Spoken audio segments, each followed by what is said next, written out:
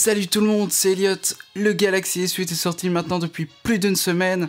Malgré toute sa splendeur, vous hésitez toujours à l'acheter. Regardez cette vidéo et je vais vous aider à décider. Samsung nous avait déjà impressionné avec son Galaxy S7 Edge l'année passée. Ils continuent sur leur lancée et nous envoient un Galaxy S8 encore plus beau, encore plus puissant. Simplement, regardez-le, on peut même pas argumenter avec son châssis en aluminium peint du même noir que le verre autour de l'appareil et son énorme écran débordant sur les bords. C'est tout simplement pour moi le plus beau smartphone sorti à ce jour. Oh, et ils ont laissé le port jack. Ok, si vous l'avez déjà pas remarqué, merci Samsung. À propos de l'écran, vous vous en doutez, à son habitude, Samsung nous offre le plus bel écran qu'on peut trouver sur smartphone avec une résolution de 2960 par 1440 pixels, ce qui est beaucoup. Et regardez-moi cet écran avec ses bords à côté du Google Pixel XL qui a quasiment la même taille qu'un iPhone 7 Plus. Le S8 a un écran de 5,8 pouces et le Pixel XL de 5,5 pouces. Les bords sont plus fins en haut et en bas et débordent sur les côtés. On a donc un plus grand écran dans un format plus petit que ce Pixel XL. Dû à ces bords fins, le Galaxy S8 a un ratio de 18 neuvième.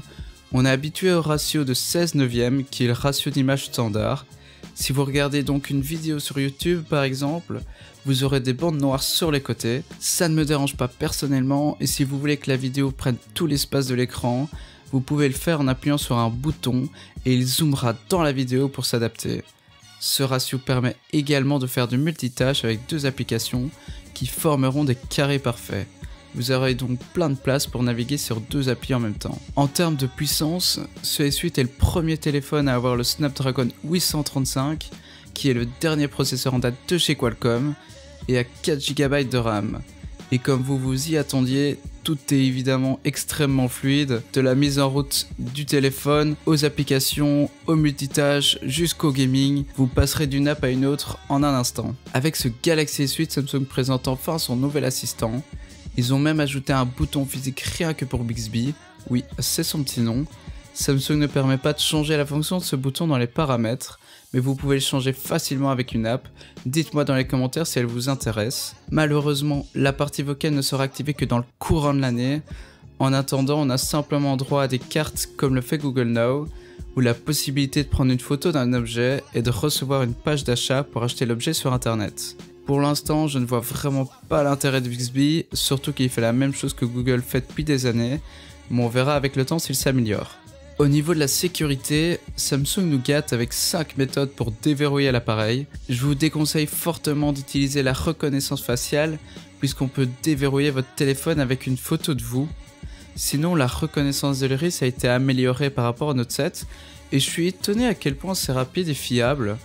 Vous pouvez bien entendu le déverrouiller avec votre empreinte, mais la position du capteur fait que vous devrez vous habituer à ne pas toucher l'appareil photo à la place. C'est pas super ergonomique et je trouve que Samsung aurait pu le centrer ou bien de le mettre directement dans l'écran. Qui dit écran AMOLED dit Always on Display. Vous pouvez d'ailleurs personnaliser cet écran et vous pouvez même changer votre musique. Et qui dit Edge dit toutes sortes de fonctionnalités. Par exemple, et ce n'est qu'un exemple parmi tant d'autres, lorsqu'on vous appelle, l'écran fait tourner tout autour de l'appareil une lumière verte pour vous avertir. Les fonctions du Note ont été aussi implémentées, vous pouvez donc sélectionner une partie de l'écran, l'enregistrer pour faire un GIF et le partager avec vos amis. Vous avez aussi toujours ce panneau Edge en glissant du bord droit vers la gauche que vous pouvez customiser avec vos applications ou contacts favoris par exemple. Et je sais que vous n'attendiez que ça, l'appareil photo.